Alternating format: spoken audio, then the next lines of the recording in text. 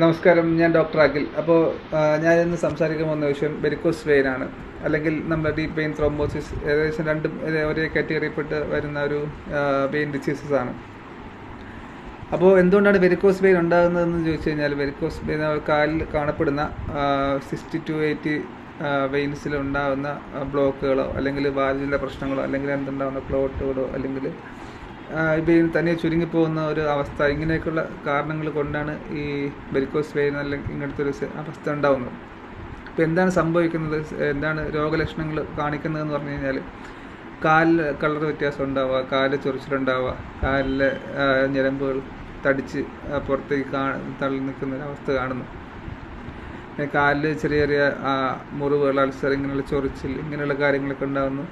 ഇതൊക്കെയാണ് ലക്ഷണങ്ങൾ കാണുന്നത്. ഇപ്പോൾ വെരിക്കോസ് വെയിൻ ശരിക്കും വളരെ ഡേഞ്ചറസ് ആയിട്ടുള്ളൊരു കണ്ടീഷൻ തന്നെയാണ്. കാര്യം നമ്മൾ ആ ഒരു കണ്ടീഷൻ കൃത്യമായിട്ട് ട്രീറ്റ് ചെയ്ത് മാറ്റിയിട്ടില്ല എന്നുണ്ടെങ്കിൽ നമുക്ക് പിന്നീട് കാലിൽ സെപ്സിസ് പോലത്തെ അവസ്ഥ ഉണ്ടാകുന്നു. പിന്നെ കാലിൻ്റെ വിരലോ കാലിൻ്റെ ഭാഗങ്ങളോ ഒക്കെ മുറിച്ച് മാറ്റേണ്ട അവസ്ഥ സിറ്റുവേഷൻസാണ് ഉണ്ടാകുന്നത്.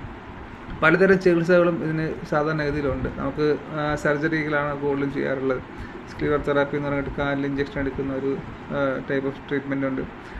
പക്ഷെ നമുക്കിതൊക്കെ ഒരു ശാശ്വതമായ ഒരു പരിഹാരമാണോ എന്നുള്ള കാര്യത്തിൽ നമുക്ക് ചിന്തിക്കേണ്ട ഒരു കാര്യമുണ്ട്. കാരണം വെച്ചാൽ നമ്മുടെ കാലിലോട്ടുള്ള രക്തോട്ടം കുറയുന്നത് കൊണ്ടാണ് ശരിക്കും വെരിക്കോസ് വെയിൻ എന്നുള്ള സിറ്റുവേഷൻ ഉണ്ടാകുന്നത്. അപ്പോൾ ഇത് പരിഹരിക്കണം എന്നുണ്ടെങ്കിലും കാലിലോട്ടുള്ള രക്തോട്ടം തിരിച്ച് റീസ്റ്റോർ ചെയ്ത് കൊണ്ടുവരിക എന്നുള്ളതാണ് അതിന് ശാശ്വതമായിട്ടുള്ള ഒരു പരിഹാരം. അപ്പോൾ അതിന് നമ്മൾ നേരത്തെ പറഞ്ഞ പോലെ എന്താണ് പ്രശ്നം, ക്ലോട്ടാണോ അല്ലെങ്കിൽ വാൽവിൻ്റെ പ്രശ്നമാണോ, എന്താണ് പ്രശ്നം എന്നുള്ളത് നമ്മളൊരു ഡോപ്ലർ സ്കാൻ എടുത്തിട്ട് കൃത്യമായിട്ട് മനസ്സിലാക്കുക. എന്നിട്ട് അതിന് വേണ്ടി ഒരു ട്രീറ്റ്മെൻറ്റ് കൊടുക്കുക. അതോടൊപ്പം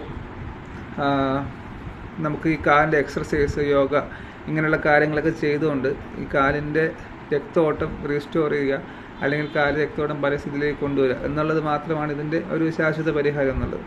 അപ്പോൾ അഖിൽസ് ഹോമിയോപ്പതി എന്നുള്ള നമ്മുടെ സ്ഥാപനം ഈ ഒരുപാട് മരുന്നുകൾ കഴിക്കുക എന്നുള്ള ലക്ഷ്യത്തോടെയല്ല, ബാക്കി എക്സർസൈസും അതോടൊപ്പം മരുന്നും കഴിച്ച് സപ്പോർട്ടീവ് മെഡിസിൻ കൊടുത്ത് ആൾക്കാരെ ഹെൽത്ത് തിരിച്ചു കൊണ്ടുവരിക, അല്ലെങ്കിൽ വെരിക്കോസിനെ തിരിച്ച് നോർമലിലേക്ക് കൊണ്ടുവരിക എന്നുള്ളതാണ് നമ്മുടെ ലക്ഷ്യം.